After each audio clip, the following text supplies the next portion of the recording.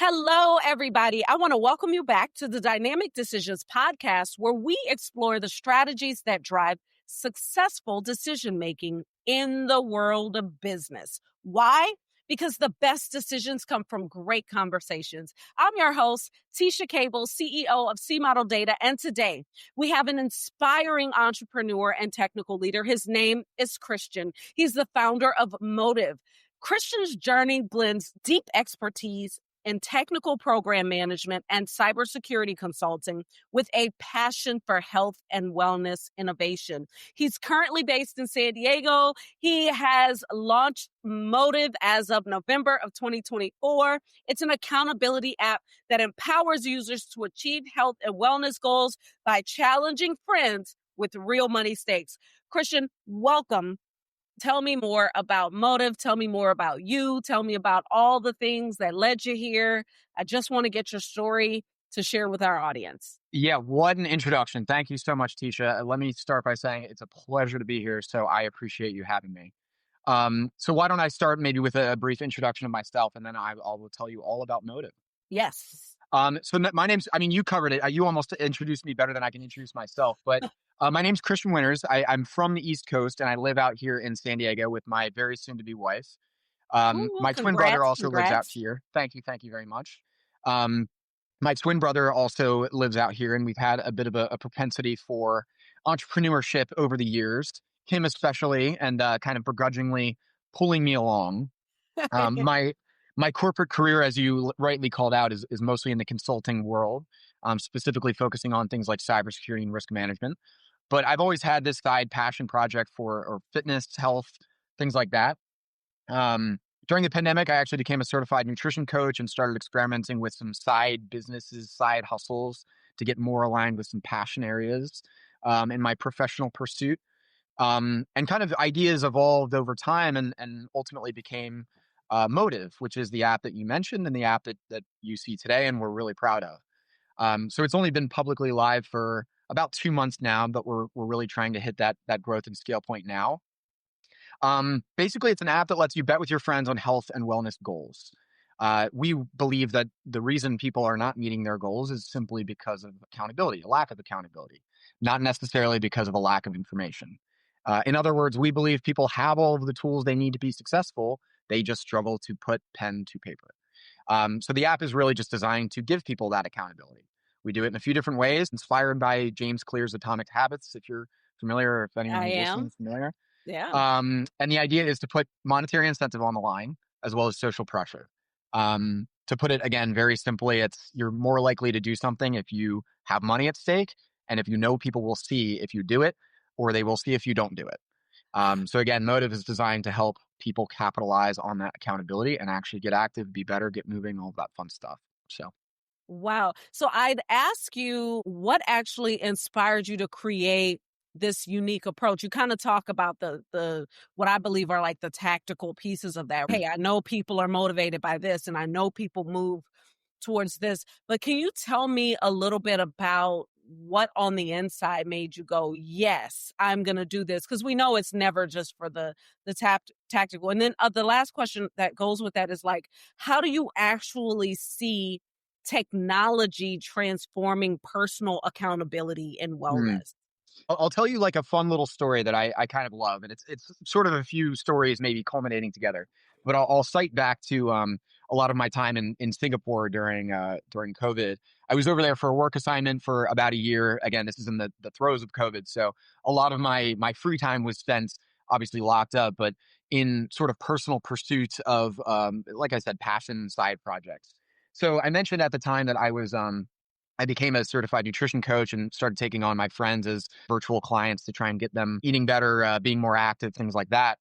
And I would often find they were asking me questions that were very detailed and tactical, about their macronutrient splits, very specific things about certain foods to avoid and certain foods to have. And, sometimes I had the answers, sometimes I didn't, but I kept trying to get through to them the idea that like 80-20 is so much in play here. And you know what you need to do in a nutshell. And it really comes down to diet and exercise. And we would set these very achievable goals built around that. and they still wouldn't do it, but they would still ask these very, very in-depth questions. And I would say, this is great, but this may not matter. We just want to get you doing the basics, and like, let's Hmm. pick something and do something that is easy and achievable for you. And it kind of perplexed me over time. And, I had my own nutritionist as well, basically testing as a customer.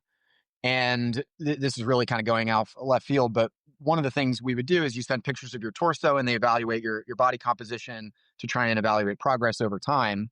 So my initial idea was to build an AI image recognition software that could basically, track whether or not people are meeting their body composition goals, and then basically alter the cost of the nutrition coaching subscription based on whether or not they were meeting their goals. Basically, like, incentivized fitness and nutrition. That was very complicated. So the idea evolved into a much, much simpler idea, leveraging data that is much more readily accessible, credible, verifiable, things like that. Hmm. And kind of converging that into, I think, the latter part of your question and some of the other inspiration for the idea. As I mentioned, it kind of came through Atomic Habits. And Hmm. one of the stories or like bits from Atomic Habits that I'll paraphrase, I might not get it perfectly right, but it really inspired me and I really loved it. James Clear tells a story about somebody who was struggling to wake up early. They wanted to wake up early every day and they just couldn't. They would snooze their alarm, oversleep, whatever. And that's something that's, of course, resonated with me and I think resonates with loads of other people.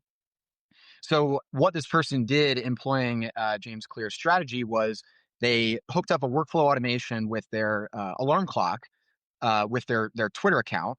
So if they snoozed or if they didn't turn off their alarm clock by a certain time, let's say 6:30 a.m., it would automatically send out a tweet from their Twitter account that said, the first 5 people to respond to this tweet with their Venmo handle, I will send them $5. So he basically created an automated mechanism to force himself to want to and need to wake up early. Otherwise, it's going to cost him, not just in money, but in, social embarrassment of, hey, I set this goal for myself and I failed to meet it again. And sure enough, at least anecdotally, it worked. So it was kind of blending those two things of this realization around the accountability that people need and what will actually make people get there. And, with the level of workflow automation that we have, we use Apple Health, but in this case, them hooking up their alarm clock to their Twitter accounts, like, that's all things that are possible now today. So Motive kind of capitalizes on those ideas. It's a very long-winded response, but that's what I No, got for you. all good. That's what this is all about, Of long-winded course. responses. So it's perfect. Hey, so you spent some time at places like Boston Consulting Group, Coinbase, but you've got this strong foundation in cybersecurity. And I wanted to ask you, how have these experiences really influenced the way that you design and manage Motive's platform, especially when you think about user trust and data security? Because decisions get made in Mhm. what you're going to do. So I'm really curious about that. Yeah, absolutely. So I'll answer first with like a partial or half answer to your question, which is really more about like how I've employed what I've learned in cybersecurity to what we do at Motive. And then we can talk about like the actual cybersecurity principles associated with Motive. But interestingly, if it's people I'm talking to about Motive, they hear I'm in cybersecurity and, oh, that's completely out of left field. Or when I talk to people at work that I work on security with, that I'm doing this fitness app, they're like, okay, that's completely unrelated. But from my perspective, it's more similar than people think at first glance. I think it all kind of comes down to human behavioral psychology and data. A lot of what I do in my work in cybersecurity is using security data to try to convince people to resolve vulnerabilities in a risk-adjusted manner, for example, or make risk-adjusted decisions about their product development. Find the right balance between squashing security bugs and creating features. And that's a difficult conversation. I mean, it's basically encouraging people to sacrifice the short term in That's exchange right. for the long term. You're Yeah. basically saying stop the things that you're doing now that might generate revenue in order to protect yourself, to avoid risks. And Right. it's a really similar conversation when you start talking about health and fitness, where you're asking people basically to prioritize their long-term wellness, their health, their activity levels, their well-being, their welfare, all of that, in exchange for the really attractive distractions, which are, I mean, sitting on the couch, picking up your phone, scrolling, Cookies, eating junk food, cookies. cookies. We all love it. We all fall Right. for it. Right. And it's just a matter of using data to create accountability to convince people that the long-term healthy thing is worth prioritizing, whether it's Yeah. steps or whether it's prioritizing security. So, So Kat, first of all, that was so skillful because I would not have imagined that you would have drawn that comparison together as the way that you just It's did it it. is it is a You little bit did out of that. left field, but I think it works. And for me, like It when I'm works. doing things in my day job, convincing people, it's a lot easier to convince people to take steps, especially when money's on the line versus, resolving vulnerabilities and things of that nature. Risk management in principle is a very hard problem to solve. It's very abstract. I mean, you're trying to quantify things that are not perfectly quantifiable, or, probability of something happening. Yeah. So it's very difficult, but once you take it down to things like health and fitness, it's a lot easier for people to grasp. So Motive operates in a very, what I'm going to call, competitive wellness Very market. much. Mhm. What do you believe actually sets your app apart in terms of maybe user engagement, behavioral change? You kind of touched on these a little bit earlier. And then how do you measure the success in motivating users to achieve their goals? How do you measure Mhm. that? Yeah. We really try and play on the competitive angle. A lot of other step tracking apps, they're personalized, they're individual based, they're goal based, and that's great. And we like to have some of that too. But an important anecdote of Motive is it's founded by me and my twin brother. So you can imagine the nature of two twins is we're very competitive. And that is an inspiring piece of trying to build a business that inspires people to do things by adding implicitly that competitive element to it. So we try and capitalize on it, right? We try and convince people to challenge each other. We try and encourage the trash talking. We haven't built out some of these features, but actually encourage like signups and people to join. Mhm. So we've implemented deep linking, which basically allows us to track where referrals are coming from, and we have people host challenges on things like Instagram and, say, join my challenge, bet you can't beat me. And then we can Mhm. track through the deep linking the number of signups that came from that specific challenge. So that's some of the ways that we use technology to kind of follow it.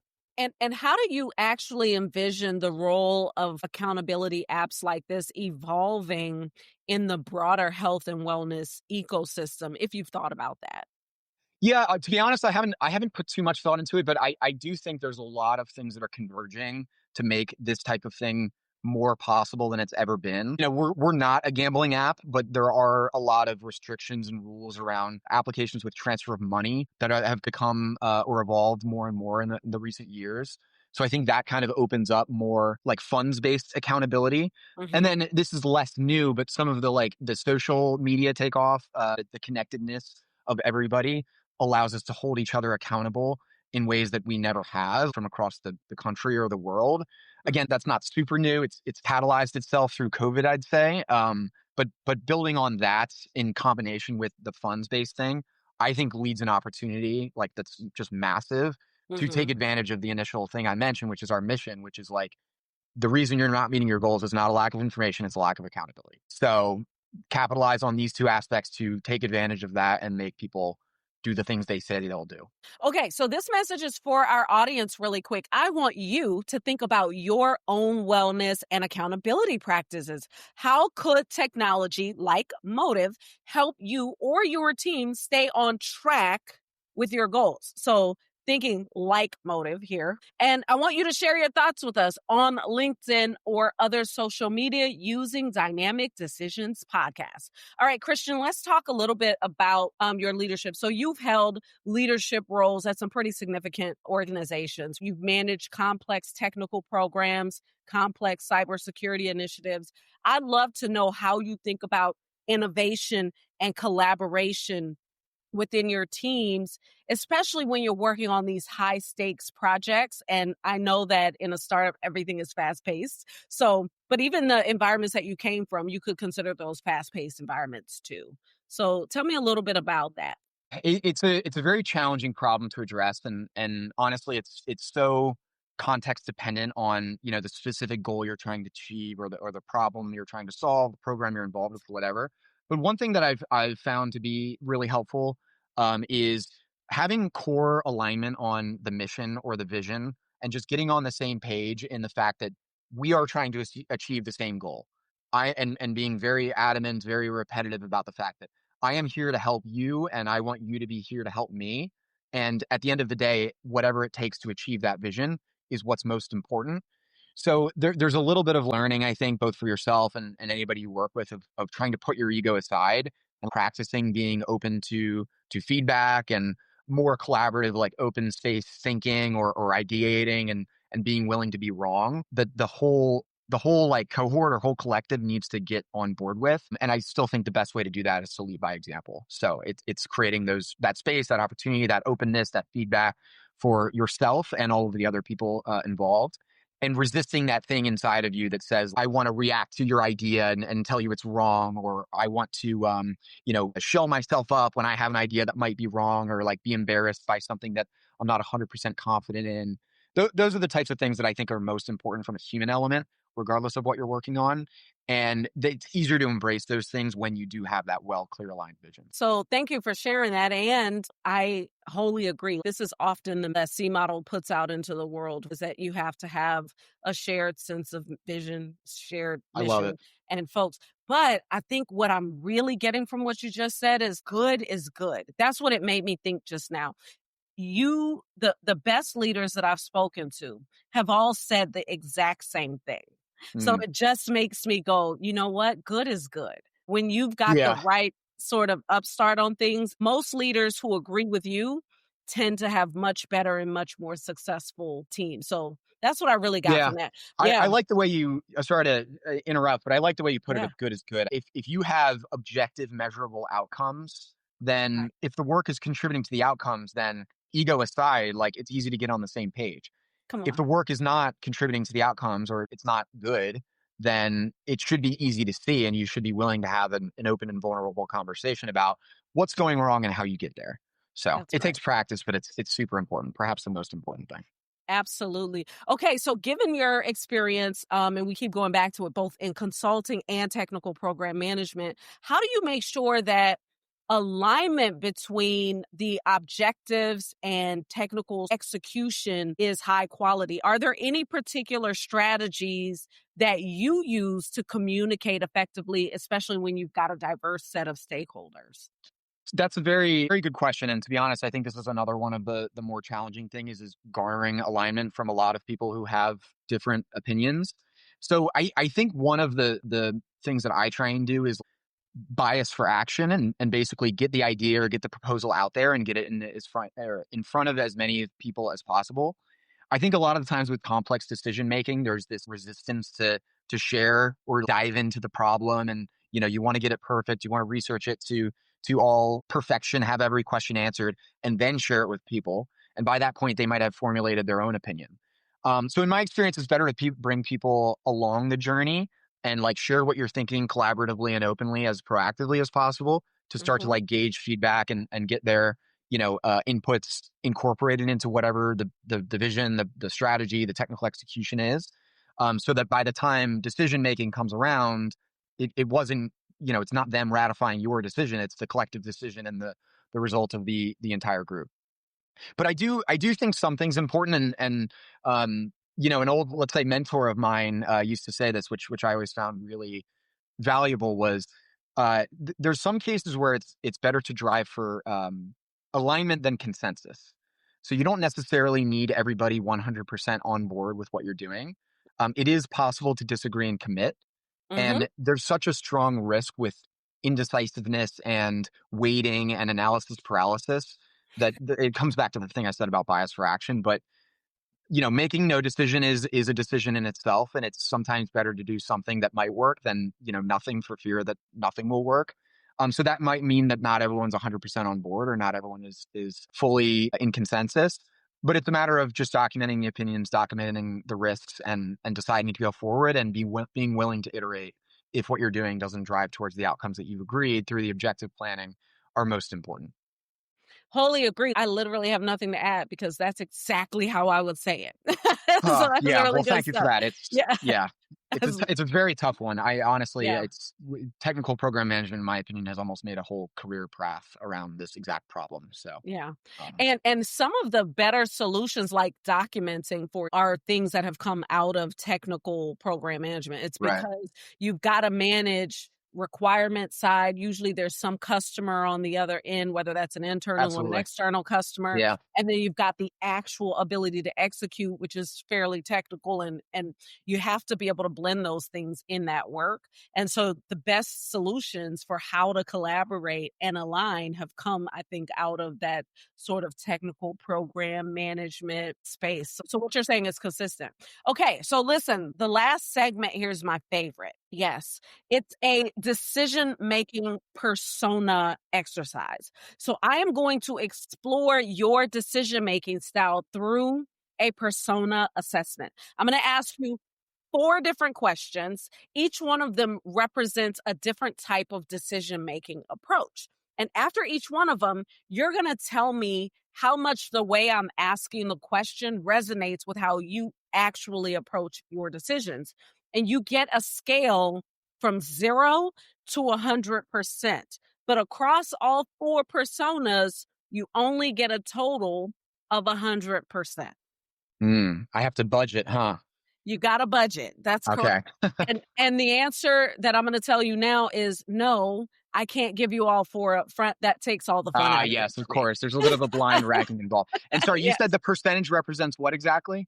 So you're gonna how much you resonate with Okay. how much it resonates with how much you approach decision making. First, I'll tell you what the persona is and what it means. Then I'll read what the question process is Gotcha. for this Okay. persona. Okay. All You right, let's ready? do it. Okay, here we go. The first one is called the feeler. It's a values driven leader. So, this persona prioritizes alignment with core values and mission, often weighing the human impact and cultural fit of decisions alongside business metrics. So, when considering a new feature or partnership for Motive, I ask myself, does this align with our mission to empower users through accountability and wellness, creating positive impact beyond just business growth?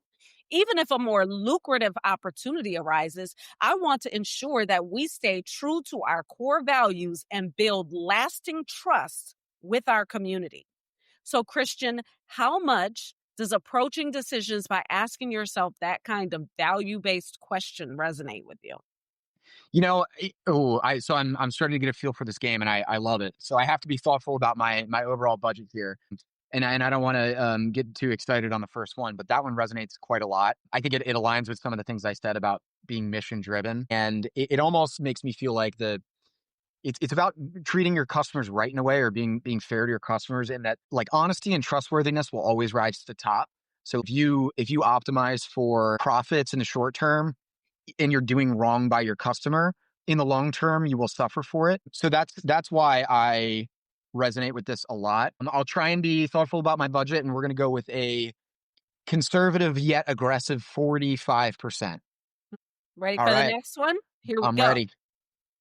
So the next one is called the planner. It's a strategic visionary. So this persona focuses on long term implications and future proofing decisions, always thinking several moves ahead and considering multiple scenarios. So when making strategic decisions about Motive's product roadmap or technology stack, I ask myself, what are the long term implications for scalability, user engagement, and data privacy over the next 5 to 10 years? I want to ensure that our platform can evolve with changing user needs and regulatory landscapes. Mm. Another good one, and I think ultimately the right answer is going to be, maybe this is the trick of the challenge, but all of these things are right, of course, and it should be a blended approach. But in terms of preferences and styles, I think this one certainly resonates less, and part of that is because, especially in a startup environment, you do have to be a little bit scrappy and a little bit agile and quick and versatile. And so you can often find yourself caught in analysis paralysis, as we've talked about, if you over-index on the 3-year vision versus the 3-month vision. So I'll weight that one a little bit lower for those reasons, although I do agree it's highly important. And we'll put that one at a 15%, Okay, bringing here us we to go. 60, I think. Okay, here we go. Ready?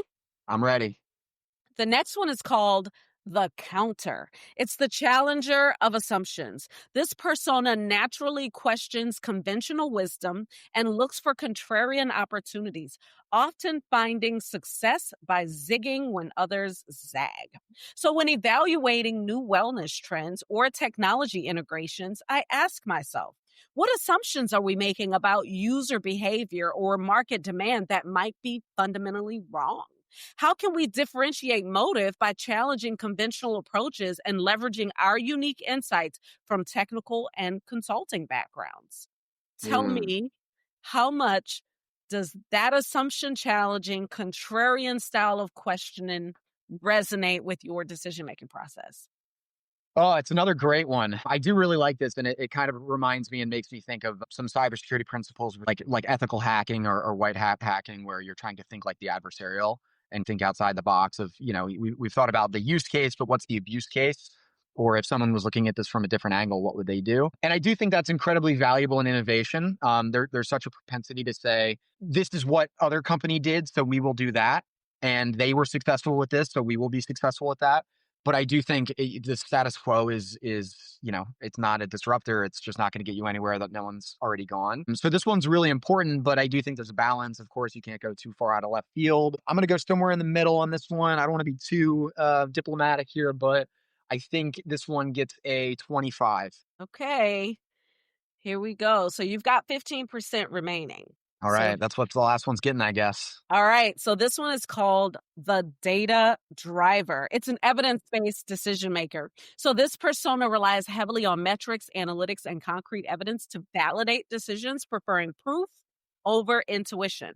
So before launching new features or a marketing campaign, I ask myself, what does our user data tell us about engagement, retention, and goal achievement? I rely on concrete analytics to validate our strategies and optimize for maximum impact.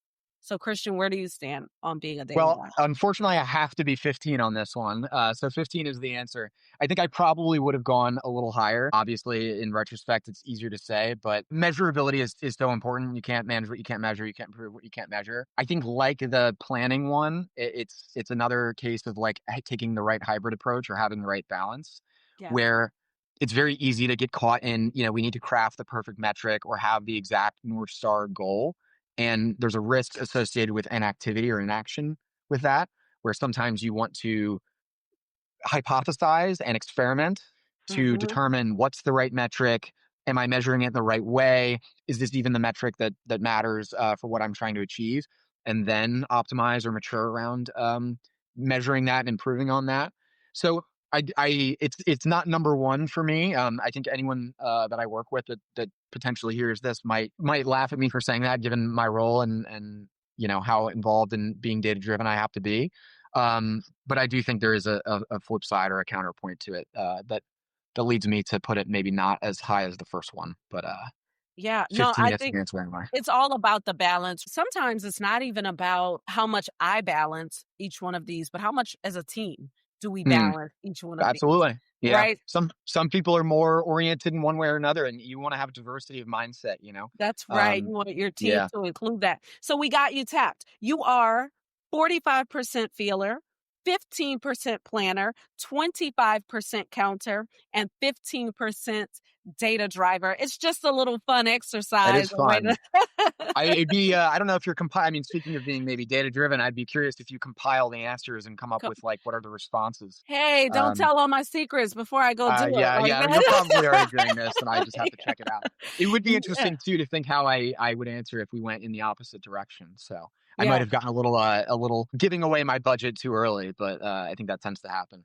And I think it's okay because I think that most human beings are going to err towards other human beings when it's all said and done. So when I talk about good is good, and I think this is going to be my next campaign, I love it. I mean it. Like literally good is good, right? And when you notice that people in most cases will look to other people, it's not strange that one would always score higher on that first one because Yeah. it's very people, customer, human centric, Yeah, it's the Yeah. human element, right? I mean, it's sometimes immeasurable or intuitive or dogmatic, but at the end of the day, we are all humans, and that's the part that kind of makes us like distinct from the tools that we use or whatever it is. So, Exactly. And it yeah, always will be, which is the thing I love the most. So listen, right. as we wrap up this conversation, I've got one final question for you. So you've helped organizations and now individuals through Motive to really open up their potential, really try to get to their potential, blending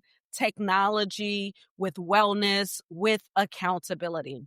If you could give one piece of advice to a leader who might be looking to leverage technology and accountability for meaningful growth, personal or business, what would it be?